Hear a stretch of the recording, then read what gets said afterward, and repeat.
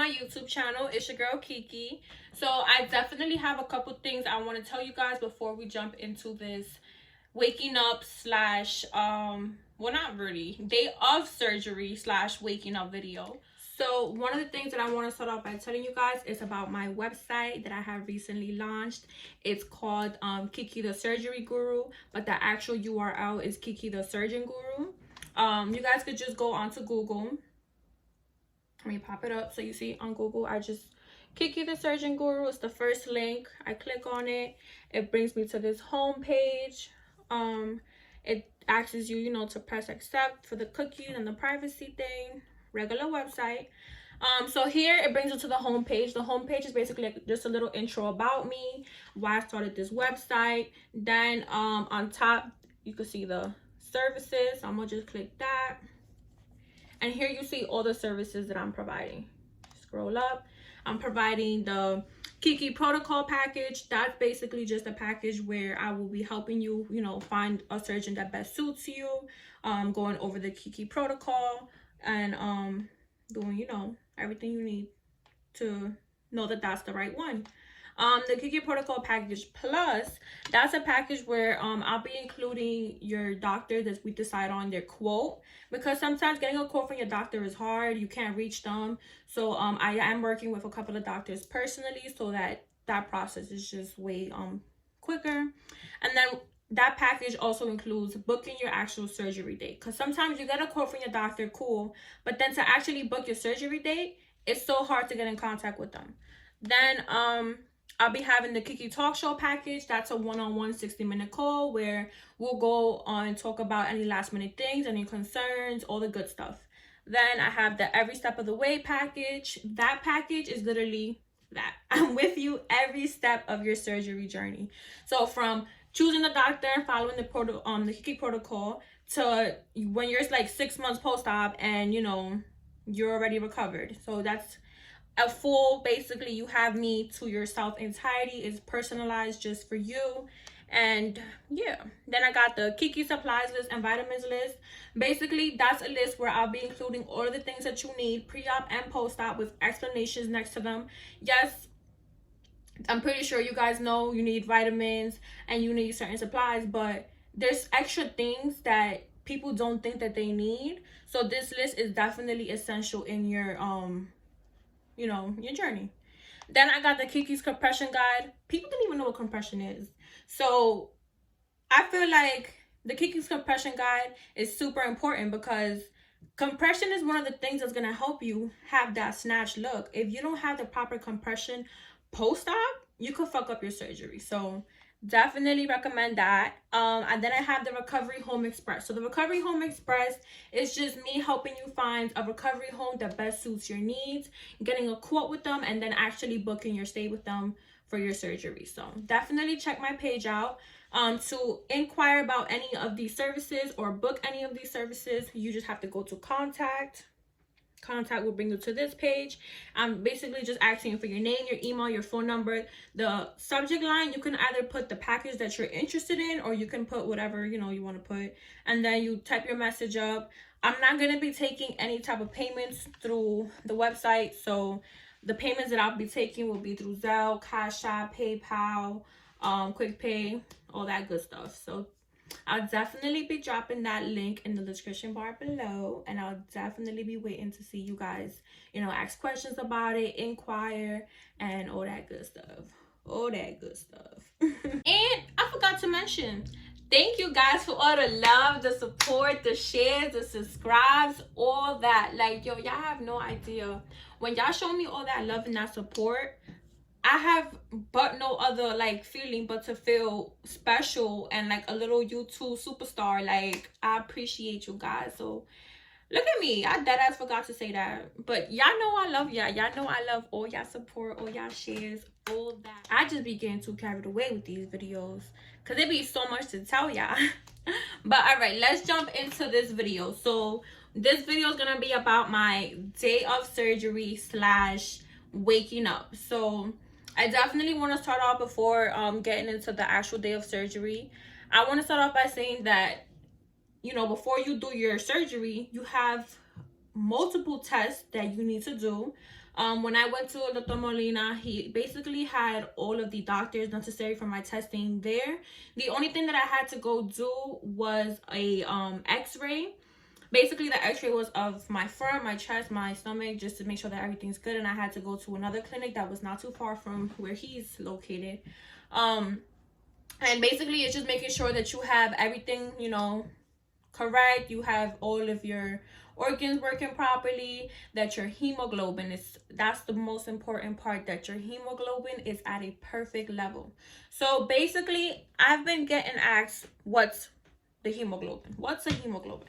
So your hemoglobin, I'm gonna say it from like this little thing I made. Your hemoglobin is your blood count. Literally your blood count. So for a woman, the normal number is between a 12 to a 15. However, the higher that number is, the better for you, because during surgery you lose a lot of blood. So if you have a higher blood count, you hear me, a higher blood count, the better for you, because then you can, you know, prevent getting a blood transfusion. Because what happens in surgery is that, you know, when they're taking out that fat, it's just not fat that comes out, it's also fat, liquids, vitamins, blood, other stuff that, you know, comes out of your body. So definitely having a high hemoglobin is important. And in order to have a high hemoglobin, there's certain things you could do, like taking iron vitamin pills. You can do this remolacha juice. It's called beets juice. Basically, it's just beets with some carrots, and I like to put lemon in it because I don't like how that tastes. So I put some lemon in it, and then I could drink it, like, se deja tomar.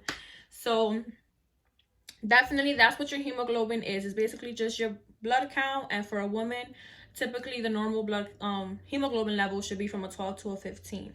Now, so I already did all my testing. Everything is ready to go.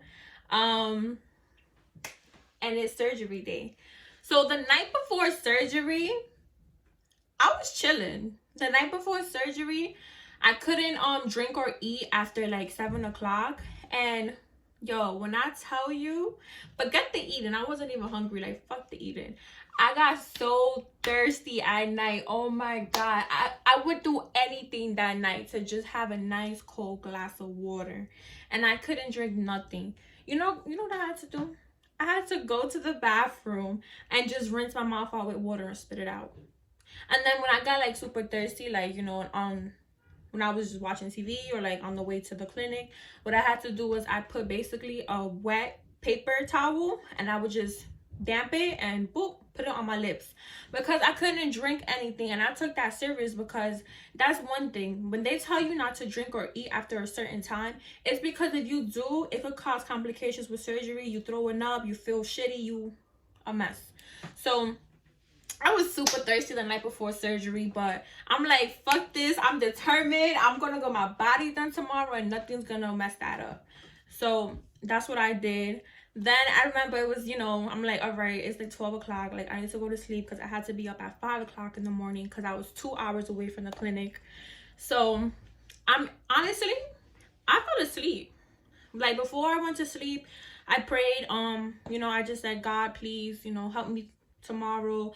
Be the doctor's hands, you know, be the doctor's hands. Let everything come out right. Let me come out snatched, because, you know, I want to be a little snatched bitch. And, you know, I was just with a positive mindset, and I wasn't even nervous. I didn't overthink it, nothing. Like, I didn't even feel like it was real. Like, I felt like I was in a movie. Like, I felt like I was in a dream. Like, this wasn't happening. So whatever, I went to sleep. Then the next day, well, not even, like in 5 hours, my phone rang, my alarm went on, and I'm like, it's the day. Like, I'm like, oh my god, like, today's the day. So I get up, I go wake up my grandma, go wake up my cousin who had came from Ecuador to help my grandma take care of me. I'm like, guys, it's time to wake up, blah blah blah. And I get ready. I get ready like if it's nothing.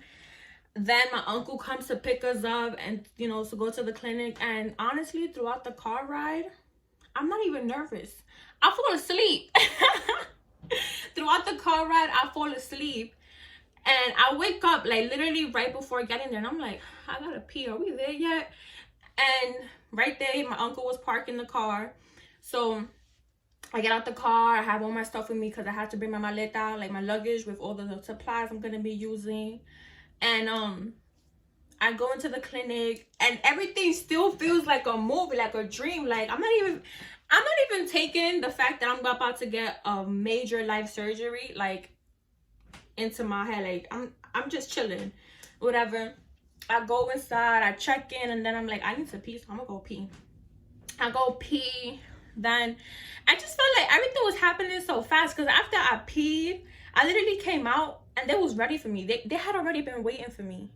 Like, I was a little bit late, so they had already been waiting for me. Everything was just, all right, go check in, go pee, come out. We're going to take you straight into the surgery room. Like, when I tell you guys that I did not wait, I didn't even have time to say bye to my grandma. Well, not bye, but I'll see you later to my grandma or anything. It was just like, the nurse told my grandma, you need to just stand outside the door at the end of the hall, because once she's done using the bathroom, we're going to take her in there and we're going to pass you all her clothes. She cannot go in with anything, and then it's boom, I'm getting operated.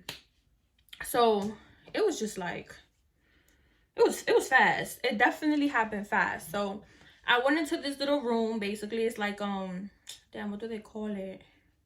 It's like where everything is sanitized and whatever. Like the pre-op room, because I forgot the name of it. The pre-op room is what we're going to call it. So I went into the pre-op room. I got undressed. They passed everything to my grandma. I had to get into this like little nightgown. I had to put a hairnet on me. I had to put nets on my, like, not my shoes, because I didn't have no shoes on. I had to put nets on my feet. And then they told me to go into this next room, and there was a bed there. I laid there. They said wait until the anesthesiologist comes and the doctor comes. They're gonna come talk to you. They're gonna come mark you up. Any last concerns, questions, they're gonna tell you about it. I'm like, okay. They also gave me this pill. I think the pill, she had told me it was to calm my nerves, but they be lying. They be giving you all sorts of shit because that's what you need pre-op. They just not try to like concern you. I think the pill was to help me go to sleep. She was like, the pill's gonna calm you, any nerves. It definitely did. Because let me tell you, when I lay down on that bed to wait for the doctor and the anesthesiologist, I was freaking the fuck out. Everything hit me. Like, all that calm and that chill shit was out the door. I laid down and I'm like, oh my God, like I'm about to get surgery. What if I don't wake up? I've never been under anesthesia before. All these negative thoughts started coming in, and I'm like, oh my God. Then the doctor comes back, like, not comes back, the doctor comes in and he's like, good morning, how you feeling? And I'm like, I'm good, right? But deep inside, I'm like, whoa, this is happening. So he marks me up. He takes pictures, which I'm still waiting for. He marks me up. He asks me, do I have any last minute questions, any last minute things I need to tell him? Because like I said, you need to be very open with your doctors. And I had already told them everything. So we were set to go. The next thing I know, they're putting the anesthesia through my hand, like an IV through here. They told me to lay down, that to calm down, that soon I'll be going into surgery. Okay. I was left in the room by myself, and the thoughts start racing again. I'm laying down. I'm just here like, oh my God, like I need to back down. I can't do this. I'm crazy. I'm only 19.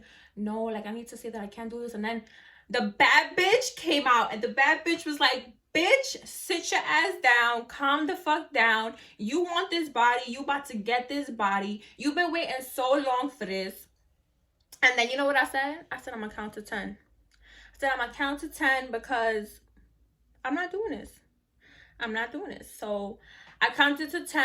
And let me tell you, I didn't even get to 5. I didn't even get to 5 when I already woke up. And I'm like, I still hadn't like opened my eyes. I'm just awake, like conscious in my head.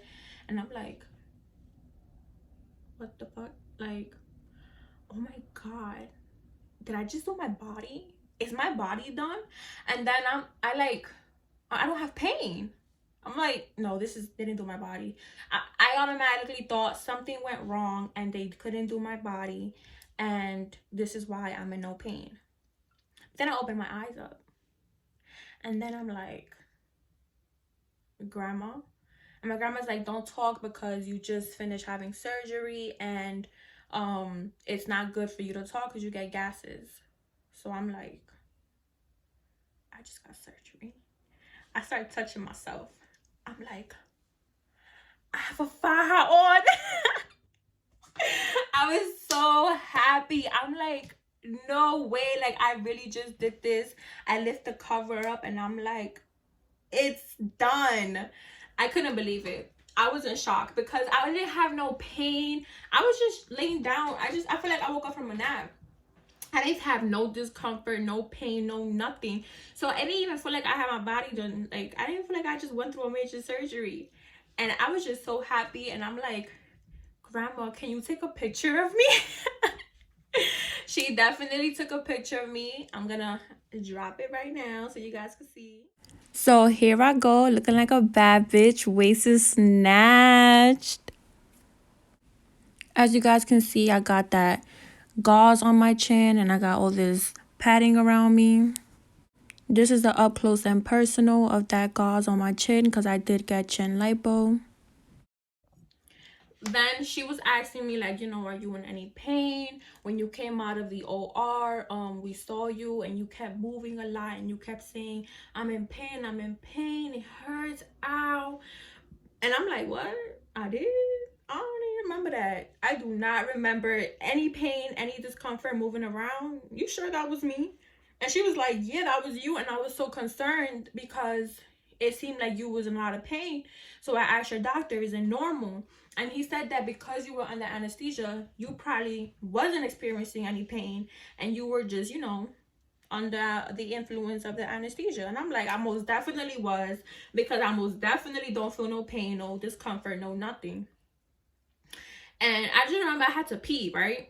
So after that, I'm like, Grandma, I gotta pee. But it's so funny because I didn't realize I had 2 tubes hooked up to me. So they put 2 tubes. They put one, the urine tube where you're gonna pee from, and they put a drainage. So the drainage is the tube that basically takes out any excess liquid, because after that type of major surgery, you accumulate a lot of excess liquid that is actually harmful to you. It's toxins. And so they had that hooked up to me. I had it hooked up, one to my butt, and I guess the other one, I'm a little pee-pee hole if I could pee. So I'm not a pee, and I'm like, oh wait, I could just pee laid down. I'm like, oh, this is how this works. I've never gotten surgery before. I don't know what the fuck was going on. But honestly, waking up, I felt so blessed. I'm just like, oh my God, thank you, God. Like, I came out good, no complications. Then I had a whole bunch of nurses coming to see me just to make sure that I'm good. Then my grandma couldn't stay with me. I had to hire an overnight nurse because what happens is I went during the middle of a pandemic. I got my surgery done in November, and if I was gonna get my surgery done, my doctor didn't want me traveling back to La Vega because it was a 2-hour drive. So I had to get a recovery home. So I got a recovery home for 5 days so that I can stay out after surgery, because that's what my doctor required. And so basically, if I wanted my grandma to stay with me overnight in the hospital, I had to take her with me to the recovery home, because it wasn't fair for my uncle to drive 2 hours back home that day to take my grandma, and then another 2 hours the next day to come see me, and another 2 hours to take her back home. So she only stood with me the day of surgery. I think it was like 6-7 o'clock when the overnight nurse that came that I hired to stay with me. She was actually from my recovery home. So she got there like 6-7 o'clock. She was super nice, honestly. Like, she wasn't, on my business. She let me sleep. Very nice. I felt like she was constantly waking up just to check up on me, because I'm a very light sleeper. But honestly, I slept through the whole night. If it wasn't because the nurses kept walking in to check on me throughout the night, I would have slept through the whole night. So then I slept through the whole night. Now it's the next day. I'm basically 1 day post-op. So it's the next day. I'm knocked out. If it wasn't because the nurses walked in like, good morning, buenos dias, levántate, como tu desayuno, eat your breakfast, I would have kept sleeping. They were like, eat your breakfast. So I really wasn't hungry. I'm not really a breakfast person. I used to be when I was smaller, not anymore. But they basically just gave me some toast. They gave me coffee. They gave me tea and a juice pack. I didn't want nothing, but you know, I'm like, I'm gonna eat some of this bread, you know, just because I need it for my body. And I had the tea and then I had the juice. And I'm the type of person where I can't eat and the person that's with me is not eating. So I told my nurse, like, if you would like to, you could eat. Like, I'm not one of those people who, because you working, you only working. No, you deserve to also eat. So I'm like, I'm not gonna eat this whole breakfast. How about you have the coffee, because I'm not drinking the coffee, and let's split the toast that they had. It was like toast with some type of cheese. So we split that, and then the nurses come back in. They're like, oh, that's good, you ate. Let's stand you up now. So I'm like, okay. They all come and they trying to help me, and I'm just like, but I could get up. Like, let me get up. They're like, no, let's help you. So whatever. They was helping me get up, I guess. But I got up like nothing. I got up like nothing. I was like, okay. Like, I went, hello. And they're like, oh, you must not be in pain. And honestly, I wasn't in pain. They took off the little compression garment that I had on. And then once they took that compression garment off, they had me take pictures again of my post-op. Then they had me change into a tank top. I had to put one of the tank tops that I brought. They put these well, I had these like foams on me. They took that out, put these other foams in me with a backboard, and I had that on, and I again buckled up my faja, and they told me I couldn't take my faja off until I came to see the doctor again on Monday, because I got surgery on Thursday and I couldn't take off my faja for nothing. They said you have no permission, like for nothing you can take off your faja till Monday. I was like, okay. Then they were like, has the doctor came to see you yet? I'm like, no. They were like, okay, once the doctor comes to see you and he tells you you can leave, you're good to go. So the doctor comes to see me. He's like, oh my god, you're doing so good. But the motherfucker wanted to put a fucking bump on me. So a pumpa is basically a pain pump, right? This is new thing that doctors are using so that the medicine goes straight to your veins instead of just taking pills.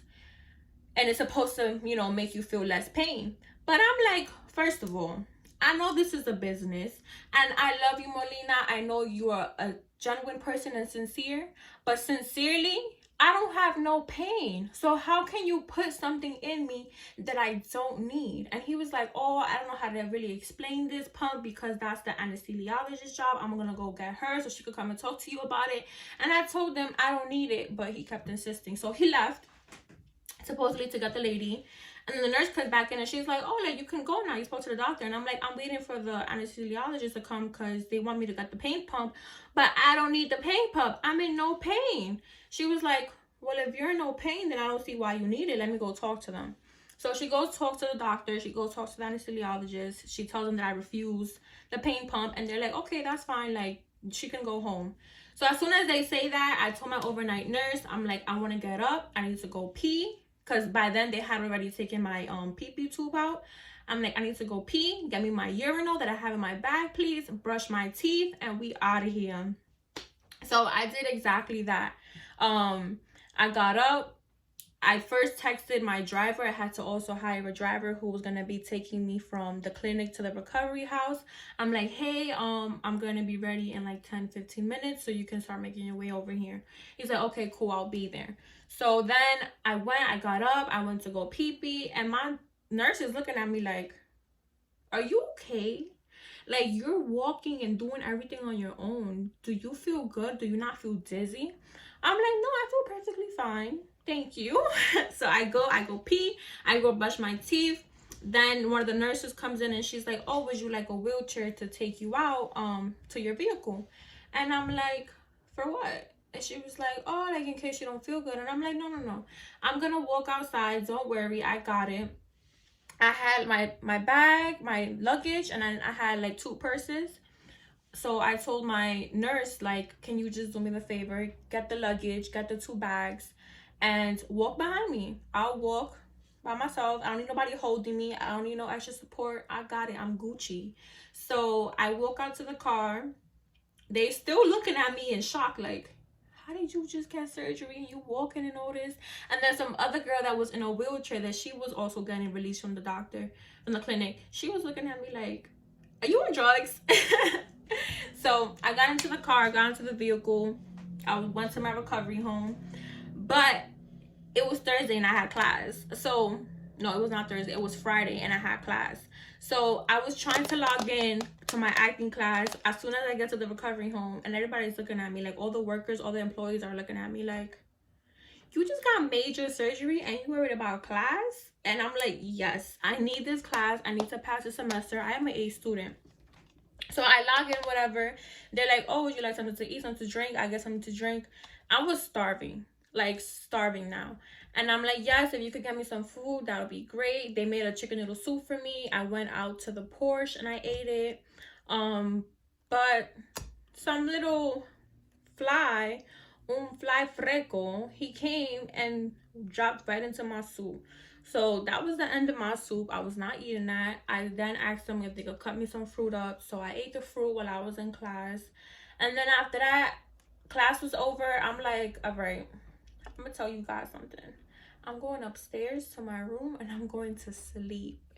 Don't talk to me, don't nothing. I'll get to know you guys later, but I'm going to sleep. And I did exactly that. I went upstairs, I went to sleep.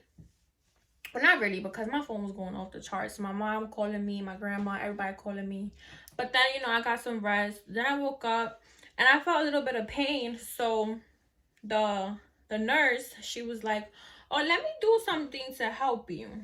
I'm like, okay, like, she know what she doing. So she comes and she basically puts a needle and she basically drains me with the needle because she said I had blood clots. I was a little skeptical of letting her do that to me, but I'm like, she knows what she's doing, right? Because she's a registered nurse. I hired her. Like, I'm here in this recovery home.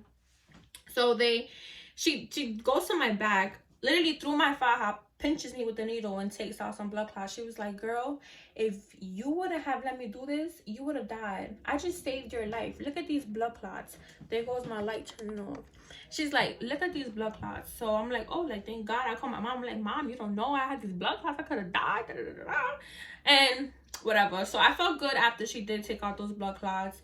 I went on to, you know, just spend the day relaxing. I ate.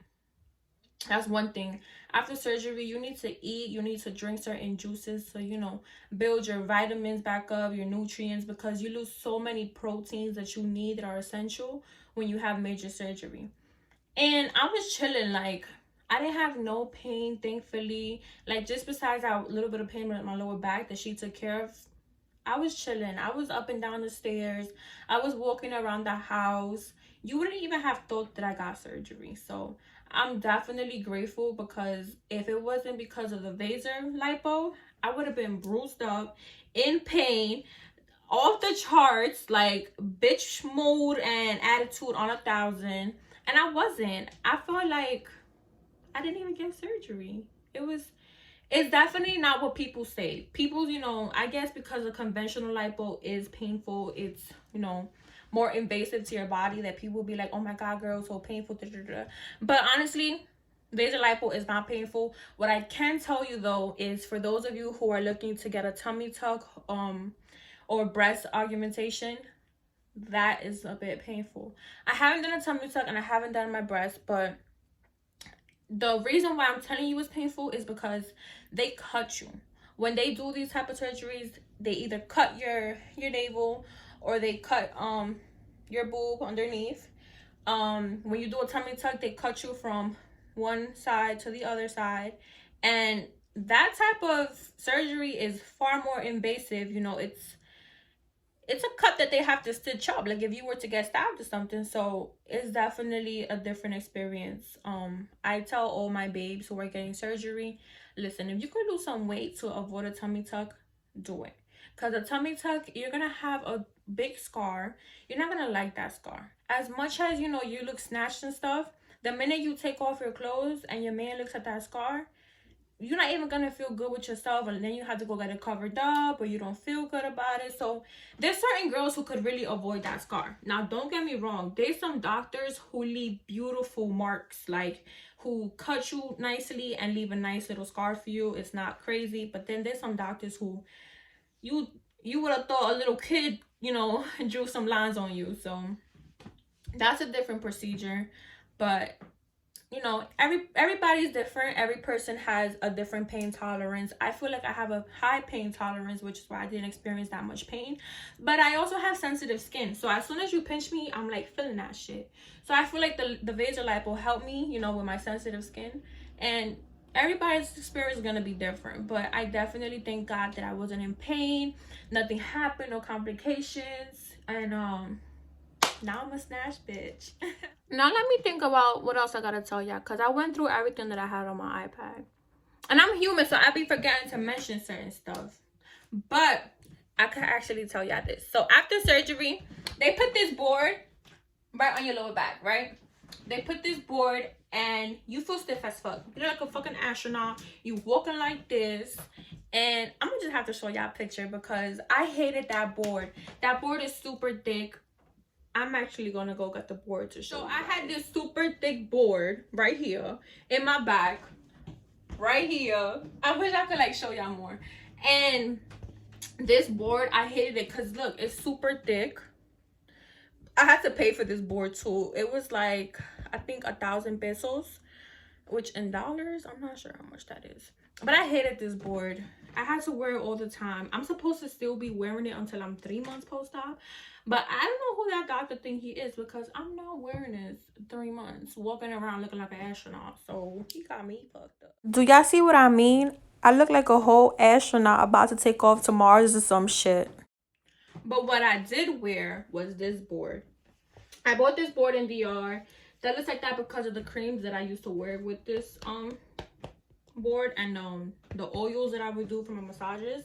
So I would use this board instead once I hit like 2 weeks post-op. I'm like, I'm not wearing that. I started wearing this. It basically does the same thing. It helps, you know, compress your back so that the liquid doesn't get, you know, stuck in your back. It like helps mold your back more. And I was using this until I was about a month and a half post-op. So like I was about a month and a half post-op. But I really didn't need to because I didn't have liquid and I was already compressing so much with the poise pads that I stopped using this. But I bought this because who's gonna wear this? Not me. Let me stop telling y'all about the stuff that I have, because that's for the video about things to buy pre-op and post-op for your surgery. So let me stop spilling the beans before y'all stay out of tune, because I need y'all in tune.